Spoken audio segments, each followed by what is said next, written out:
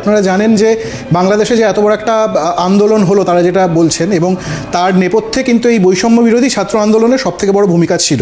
এবং তারা ঠিক 13 তারিখে, আমি ডেট ধরে বলবো, 13 তারিখে এই ফেসবুক পোস্টটা তারা করে, যেখানে তারা লেখে যে রাজনৈতিক সহিংসতাকে সাম্প্রদায়িক রূপ দিতে চেয়েছিল ভারতীয় মিডিয়া।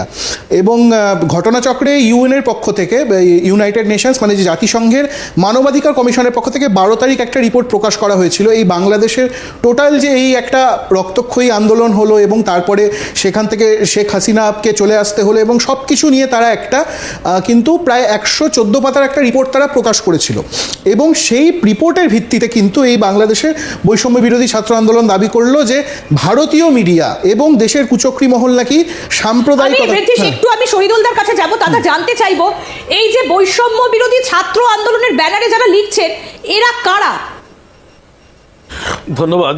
তুমি জানো যে বাংলাদেশে 5 আগস্টের শেখ হাসিনা যে সরকারকে যে উৎখাত করা হয়েছে, এই সরকার উৎখাতের পরিকল্পনার সঙ্গে যারা জড়িত ছিল, বিশেষ করে যে বৈষম্য বিরোধী ছাত্র আন্দোলনের ব্যানারে, মানে তারাই সেই বৈষম্য বিরোধী ছাত্র, মানে যারা সেই আন্দোলনে জড়িত ছিল। দাদা আপনি আমাদের সঙ্গে থাকুন, আসবো আপনার কাছে আসবো। আমি একটু খুব সংক্ষেপে জেনে নিলাম যে কারা এরা, কারা মানে যারা ছাত্র আন্দোলনের সঙ্গে যুক্ত ছিল ঋদ্ধিশ, তারাই হচ্ছে এই বৈষম্য বিরোধী ছাত্র আন্দোলন, যাদের ব্যানারে এই আন্দোলনটা হয়েছে, এটা তাদের প্ল্যাটফর্ম। একদম। আমি তারপরের গ্রাফিক্সটা একটু দেখাবো, মানে তারপরে তুমি কি করলে। এবং তারপরে আমরা সরাসরি যখন এটা দেখলাম যে কোনো সাম্প্রদায়িক কোনো ঘটনাই ঘটেনি তারা দাবি করছে, তখন আমরা সরাসরি যোগাযোগ করলাম ইউনাইটেড নেশনসের হিউম্যান রাইটস কমিশনের সঙ্গে।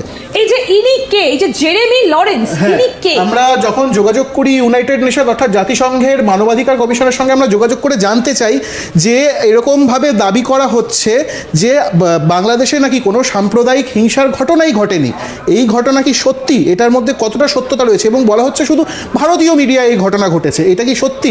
তখন মানবাধিকার কমিশনের যে মুখপাত্রের দফতর রয়েছে সেখানকার আধিকারিক জেরেমি লরেন্স তিনি আমাদের জানান যে এইখানে কিন্তু সাম্প্রদায়িক হিংসার ঘটনা ঘটেছে। তারা ক্যাটাগরিক্যালি বলেছে, লেখা রয়েছে কি, is it true that there has been no communal violence in Bangladesh before or after August? আমি ওর তারিখটা বলছি, আমি অগাস্টের এই 5 তারিখের, যে অগাস্টের 5 তারিখের আগে বা পরে কি কোনো ভায়োলেন্স হয়নি যেরকমটা দাবি করা হচ্ছে? কারণ ঠিক এই দাবিটাই করা হয়েছিল বৈষম্য বিরোধী ছাত্র আন্দোলনের ফেসবুক পেজ থেকে, যে কোনো সাম্প্রদায়িক সংঘর্ষ বা এই ধরনের কিছু হয়নি। তো আমি ধরে ঠিক সেই প্রশ্নটাই করেছিলাম যে এটা কি সত্যি যে অগাস্টের 5 তারিখের আগে বা পরে কোনো সাম্প্রদায়িক হিংসা বা কোনো সংঘর্ষের ঘটনা হয়নি? এবার পরবর্তী আমি গ্রাফিক্সে দেখাতে বলবো যে তখন কি জবাবটা এসছে।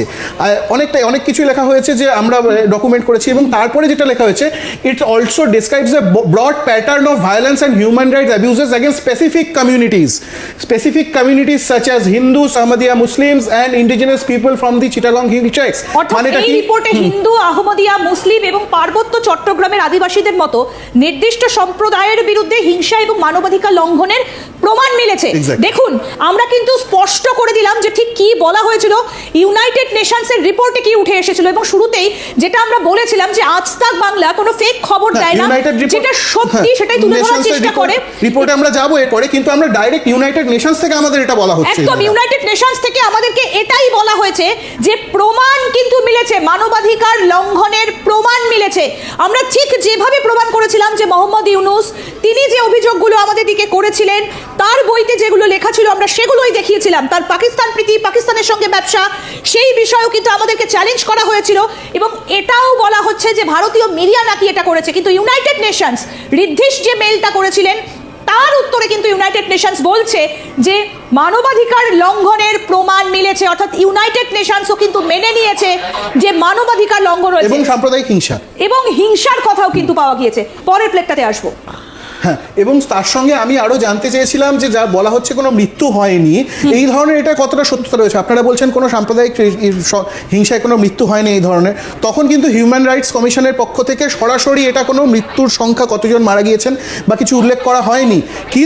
কিন্তু ইন্দিরা, এখানে একটা সবথেকে মানে নজর দেওয়ার ব্যাপার রয়েছে। লেখা হয়েছে, in the report we strongly recommend prompt and independent investigations into all reported incidents including killings to ensure accountability and the victims receive redress. মানে রিপোর্টে আমরা কঠোরভাবে দায়বদ্ধতা নিশ্চিত করতে বলেছি এবং আক্রান্তরা যাতে প্রতিকার পায় তা নিশ্চিত করার জন্য হত্যা সহ সমস্ত ঘটনার দ্রুত এবং নিরপেক্ষ তদন্তের সুপারিশ করেছি। তাই তদন্ত যদি এই যে আক্রান্ত কথাটা থাকে, প্রতিকারের ঘটনা থাকে, যদি কোনো ঘটনা নাই ঘটে থাকে, তাহলে আক্রান্তই বা আসবে কোথা থেকে? তাদেরকে প্রতিকারই বা করতে বলা হবে। শুধু তাই নয়, নিরপেক্ষ তদন্তের সুপারিশ করেছি, কঠোরভাবে দায়বদ্ধতা নিশ্চিত করতে বলেছি।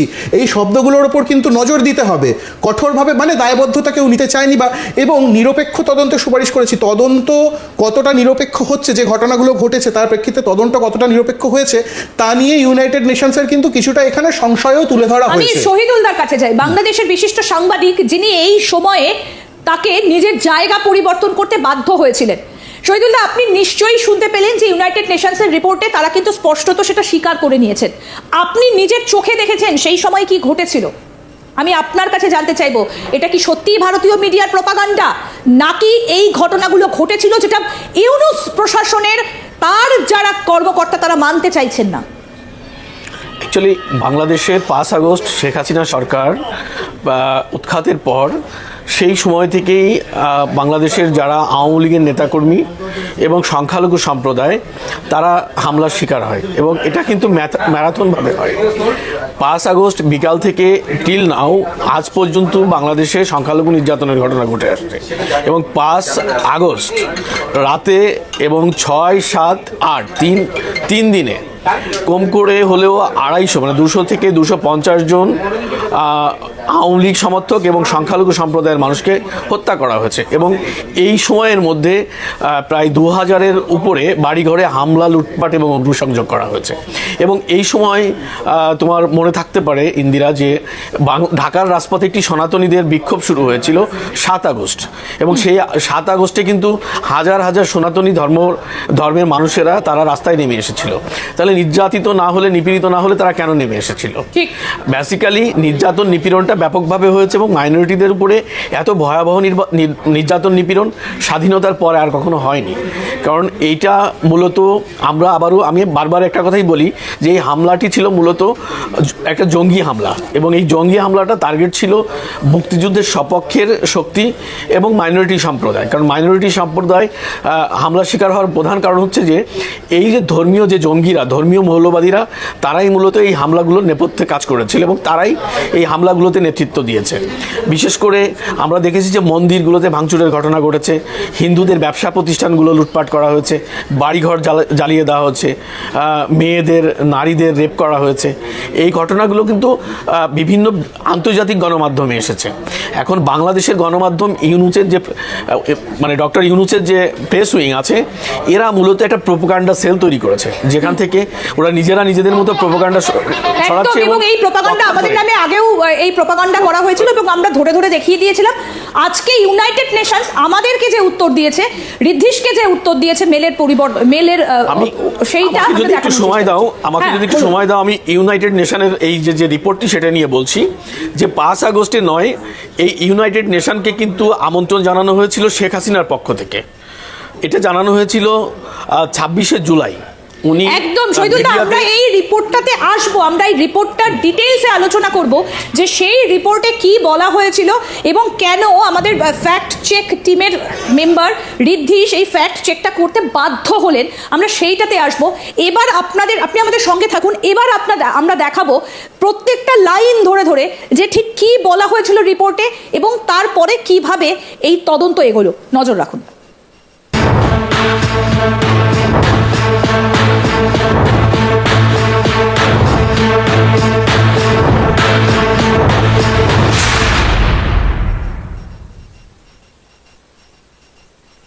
আমাদের সঙ্গে রয়েছেন বাংলাদেশের বিশিষ্ট সাংবাদিক শহীদুল হাসান খোকন। শহীদুলদার কাছে আমরা যাব, তবে তার আগে একটু ঋদ্ধিশের কাছ থেকে আরেকবার জানতে চাইবো যে ঋদ্ধিশ, এই রিপোর্টটাতে কি বলা হয়েছিল। দেখো, সবার আগে যেটা আমি প্রথমেই পরিষ্কার করে দিই, যেরকম শহীদুল্লাহ বলছিলেন, এই রিপোর্টে কিন্তু ইউনাইটেড নেশনসের হিউম্যান রাইটস যে উইং রয়েছে, তারা 1 জুলাই থেকে 15ই আগস্ট পর্যন্ত যেই ধরনের যে ঘটনাগুলো বাংলাদেশে ঘটেছে সেগুলো ডকুমেন্ট করেছে, এবং 15 আগস্টের পর যেগুলো হয়েছে সেই ঘটনার কিন্তু এখানে কোনো নেই। তো 15 আগস্টের পরও অনেক ঘটনা ঘটেছে যেগুলো কিছু আমরা জানি, অনেক সময় মিডিয়া কিছু কিছু খবর আমরা দেখতে পেয়েছি বাংলাদেশি মিডিয়ায়, কিছু খবর এসছে কিছু খবর আসেনি। এবার বিষয়টা যেটা হচ্ছে, সেই রিপোর্টে আরও একটা কথা বলা হয়েছে, ইউনাইটেড নেশনসের রিপোর্টে, যে আমি একটু দেখাতে বলবো রিপোর্টটা যদি সম্ভব হয়। আরও একটা কথা বলা হয়েছে, সেটা হচ্ছে যে এই রিপোর্টে কিন্তু যতগুলো বাংলাদেশে ঘটনা ঘটেছে সব ডকুমেন্টেড করা হয়নি, একটা স্যাম্পল শুধু তুলে ধরা হয়েছে, শুধুমাত্র একটা স্যাম্পল।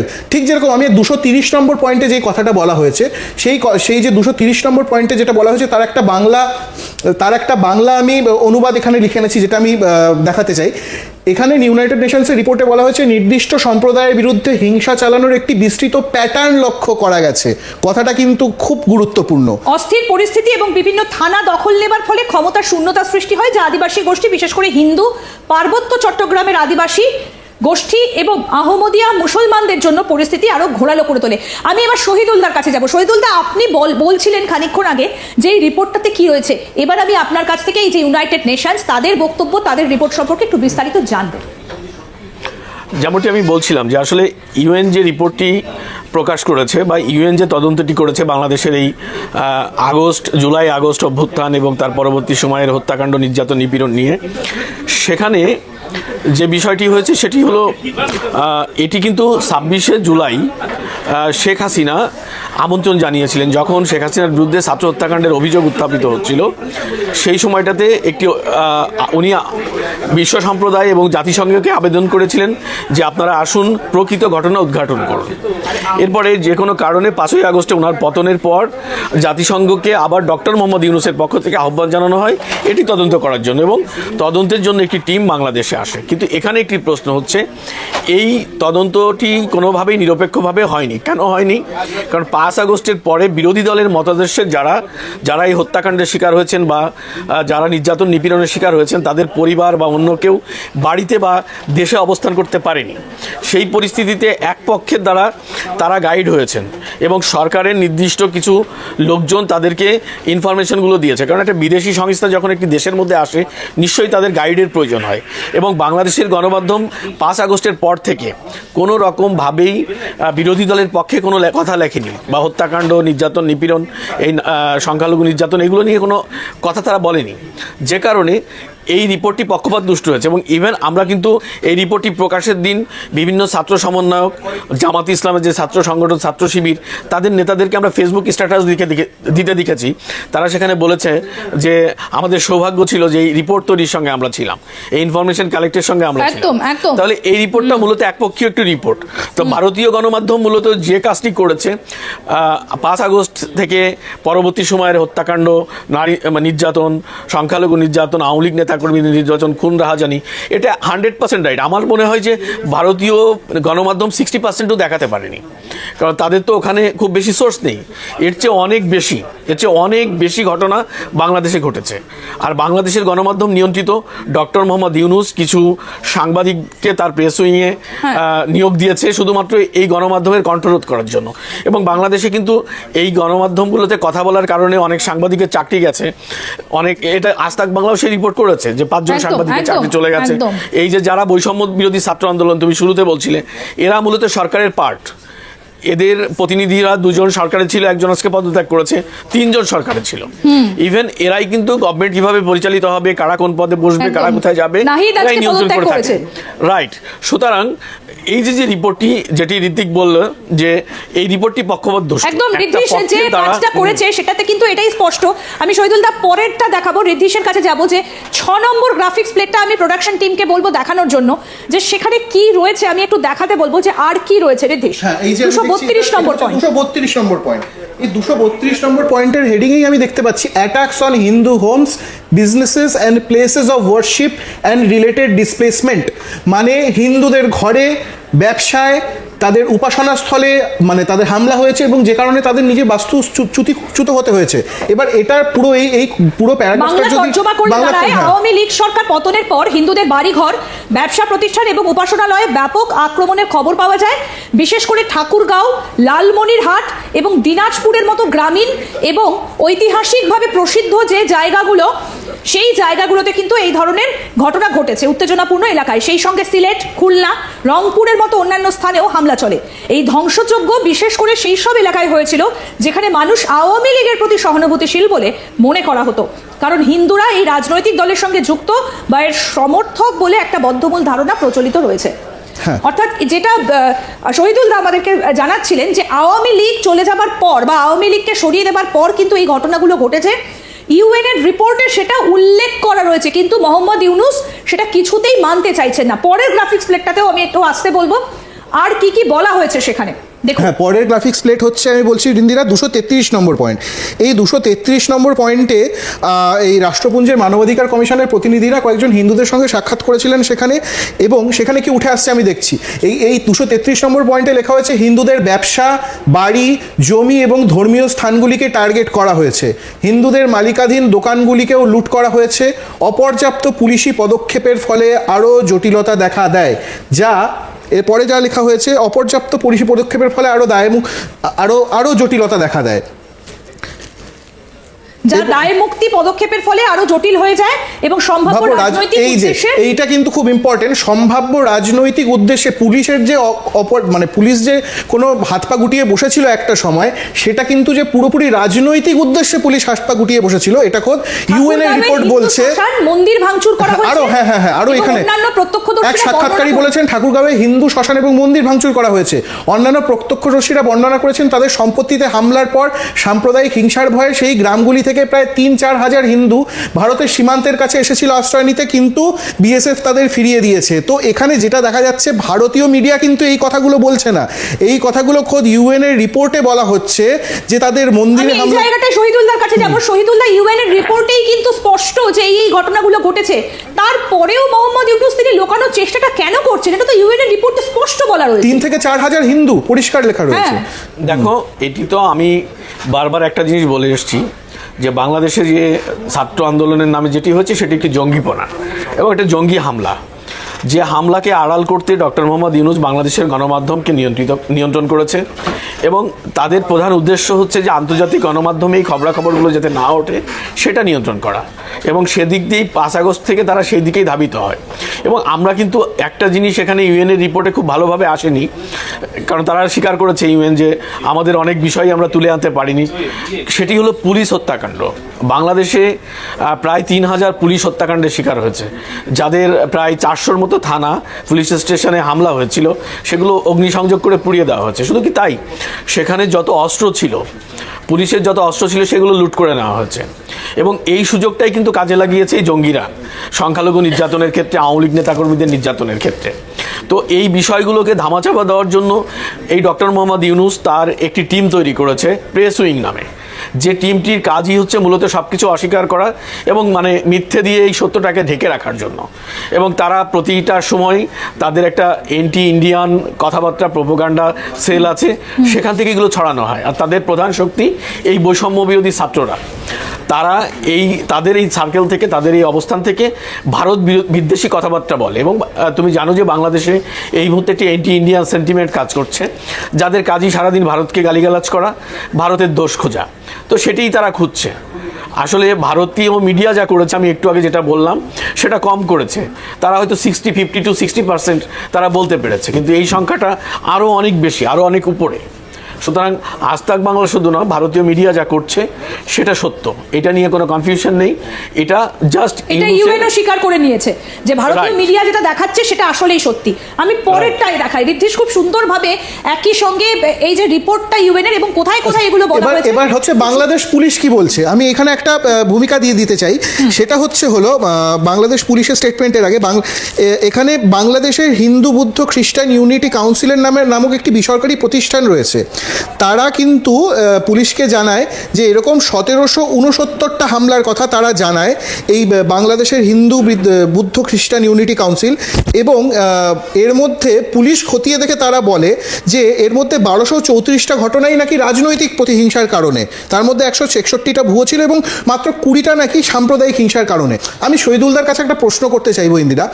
শহীদুলদা, আমরা জানি যে যখন একজন সংখ্যালঘু মানুষের ওপর কোনো হামলার ঘটনা ঘটছে সেটা যে হামলা করছে সেটা সংখ্যাগুরু করুক বা অন্য কোনো ধর্মেরই করুক, তাকে সাম্প্রদায়িক হিংসার কারণে সে হামলাটা করছে নাকি রাজনৈতিক কারণে হামলাটা করছে, সেটা পুলিশ কি করে বুঝে যাচ্ছে? এই প্রশ্নটা আমার অনেক দিনের, কারণ আমি বাংলাদেশের এই জিনিসটা ফলো করছি প্রথম থেকে, এবং প্রথম থেকে আমি দেখছি সব হামলাকে বলা হচ্ছে এটা রাজনৈতিক রাজনৈতিক রাজনৈতিক, কিন্তু যখন একজন আমি শহীদুল্লাহর কাছে প্রশ্নটাই নেব, তার আগে একটু বলি যে এখানে কি বলা হয়েছে। বাংলাদেশ পুলিশের দাবি 1769টি হামলার ঘটনা ঘটেছে, যেখানে এর মধ্যে 1234টি ঘটনার নেপথ্যে রাজনৈতিক প্রতিহিংসা রয়েছে, 161টা ছিল দাবি ছিল ভুয়া, আর 20টা হামলা ছিল সাম্প্রদায়িক। শহীদুল্লাহর কাছে ঋদ্ধিশের এটাই প্রশ্ন দাদা, যে যেখানে পুলিশ বুঝলো কি করে যে কোন ঘটনাটা ভুয়ো, সেটা না হয় বুঝলো, কিন্তু কোনটা রাজনৈতিক প্রতিহিংসার জন্য আর কোনটা সাম্প্রদায়িক, এটা পুলিশ কি করে যখন হামলা করছে তার মনে রাজনৈতিক তার মনে রাজনৈতিক হিংসা রয়েছে না তার মনে সাম্প্রদায়িক হিংসা রয়েছে, এটা পুলিশ কি করে বুঝতে পারছে? এটি আমি বলতে চাচ্ছি যে বাংলাদেশের সরকারের পক্ষ থেকে যেটা বলা হচ্ছে এটা ছেলে মানুষই, মানে এটার কোনো যুক্তি নেই, অযৌক্তিক কথা। ব্যাপার হচ্ছে যে তারা কিন্তু মাঝখানে গত মাসে তারা একটি প্রেস কনফারেন্স করেছিল, সেখানে বলা হচ্ছে যে বাংলাদেশে সাম্প্রদায়িক হত্যাকাণ্ডের বা সাম্প্রদায়িক হামলার ঘটনা ঘটেছে, কিন্তু যতটি প্রচার করা হচ্ছে ততটি না। এখানে প্রশ্ন হচ্ছে যে যারা সাম্প্রদায়িক হামলার শিকার হয়েছেন তারা সবাই সংখ্যালঘু সম্প্রদায়ের লোক, সংখ্যালঘুদের উপরেই হামলাটা হয়েছে। রাজনৈতিক কারণে যদি সংখ্যালঘুদের উপরে হামলা হয়ে থাকে তাহলে সেটা তো অবশ্যই অন্যায়, অপরাধ, কারণ রাজনীতি করার অধিকার সবার আছে। কিন্তু কারো বাড়ি লুটপাট করা, অগ্নিসংযোগ, মন্দির ভাঙচুর, তাকে মেরে ফেলা, এটা রাজনৈতিক প্রতিহিংসা না, এটা সাম্প্রদায়িক হামলা, এটা স্পষ্ট। সুতরাং পুলিশের পক্ষ থেকে যেটি বলা হয়েছে, এই পুলিশ কিন্তু নিরপেক্ষ পুলিশ নয়, এটা ইউনূসের পুলিশ, ইউনূস সরকারের পুলিশ, তারা এটা বলেছে, তাদের মতো করে বলেছে। এখানে মানে একদমই স্পষ্ট একটি কথা বলতে চাই যে বাংলাদেশে সংখ্যালঘুদের উপর যে নির্যাতনের ঘটনা ঘটেছে এটা সাম্প্রদায়িক হামলা, এটা সাম্প্রদায়িক সহিংসতা, তার প্রমাণ তো আমরা পাচ্ছি। একদম 5 আগস্টের পরে প্রশ্ন রয়েছে দাদা আপনার কাছে। হ্যাঁ, মানে আমি ওইটাই শহীদুল্লাহর কাছে প্রশ্নটা আবার, যে আমরা প্রথম থেকেই কিন্তু শহীদুল্লাহ এই জিনিসটা দেখছি বারবার বলা হচ্ছে যে না, প্রথমে তো এটাই বলা হলো যে কোনো সাম্প্রদায়িক হামলাই হয়নি, তারপরে যখন বিভিন্ন মিডিয়া এবং ভারতের বিভিন্ন মাধ্যম থেকে চাপ যাওয়ার পরে বেশ কিছু মামলা করা হলো, 80 জনকে গ্রেফতার করা হলো, তখন যেন একটু ডিনায়াল মোডে ছিল, তারপরে গিয়ে একটু ভিজলো তাদের গলা যে না সাম্প্রদায়িক এতগুলো হামলা হয়েছে, তার জন্য এতজনকে অ্যারেস্ট করা হয়েছে। তো যে কোনো যখন হামলা হচ্ছে একটা অন্য সম্প্রদায়ের ওপরে, সেটা তো সাম্প্রদায়িকই, সেখানে তো রাজনৈতিক প্রতিহিংসা বা এটার কোনো জায়গা আসার কথা নয়। এটাকে তারা কাটিয়ে দেওয়ার একটা চেষ্টা করেছে যে বাংলাদেশে তারা কিন্তু, আমরা বিভিন্ন সময় ভারতীয় গণমাধ্যম প্রধান উপদেষ্টা যিনি প্রেস সচিব আছেন শফিকুল আলম, এই ভদ্রলোককে আমরা দেখেছি বিভিন্ন সময় মিডিয়াতে এসেছে, ভারতীয় মিডিয়াতে। তাকে যখন প্রশ্ন করা হয়েছে যে দেশে, মানে তার সামনে যখন তুলে ধরা হয়েছে যে এই হামলার ঘটনাগুলো ঘটেছে, এই যে তার প্রমাণ, তখন সে একটি বিষয় বলে এড়িয়ে যায় যে এগুলো রাজনৈতিক কারণে, ওনারা আওয়ামী লীগের নেতা বা সমর্থক, এই কারণে ওনাদের উপরে হামলার ঘটনা ঘটেছে। মানে এটা একটা ছেলে মানুষই কথাবার্তা, মানে কোনো সরকারের পক্ষ থেকে এটা বলার কোনো যৌক্তিকতা নেই। বাংলাদেশে চেষ্টা হয়েছিল আটকে রাখতে, সেটাকে বলা মানে ব্যাপার হচ্ছে যে চলে আসে, মানে ছাইচাপা আগুন বেশিক্ষণ রাখা যায় না, এটা তার প্রমাণ। আমার আরো একটা গ্রাফিক্স প্লেট লাস্ট, সেখানে কি বলা রয়েছে সেটাও আমি একটু দেখাতে বলবো প্রোডাকশন টিমকে, যে আর কি বলা হয়েছে এই রিপোর্টে। এই যে এইখানে সবথেকে বড় কথা হচ্ছে যে শুধু আমরা যদি হিন্দু সম্প্রদায়ের কথা বলি সেটা কিন্তু না, আহমদিয়া মুসলিম আরেকটা যে সম্প্রদায় রয়েছে, তা সেখানেও কিন্তু এক 16 বছর বয়সী, যেটা ইউএন লিখেছে, একদল আলেমদের নেতৃত্বে, ক্লেরিক ধর্মীয় আলেম যাকে বলা হয়, তাদের নেতৃত্বে হামলা চালানো হয়েছিল এক 16 বছর বয়সী এক আহমদীয় সম্প্রদায়ের যুবকের ওপরে। তার মাথায় আঘাত করা হয়েছিল এবং মাথায় তার আঘাত ছিল, তারপরে অস্ত্রোপচার করেও কিন্তু তাকে বাঁচানো যায়নি। তো এরকমটা কিন্তু নয় যে শুধু হিন্দু সম্প্রদায়ের ওপরে হামলা হয়েছে বা কিছু, এটা কিন্তু ইউএন রিপোর্টে উঠে এসছে। তো এই ছিল পুরো রিপোর্টের, এবং বারবার যে সব কিছু blame it on Indian media, যা হয়েছে ইন্ডিয়ান মিডিয়ার দোষ, এই জিনিসটা কিন্তু অন্তত ইউএন এর রিপোর্ট থেকে, এবং ইউএন আমাদের, আমরা আবারও বলি যে প্রমাণ করে দিলাম যে আমরা কোনো বাজে কথা বলিনি, কোনো রকম ভাবে কোনো অন্য রকম কোনো খবর করার চেষ্টাও করিনি, আজ তাক বাংলা সেটা করে না।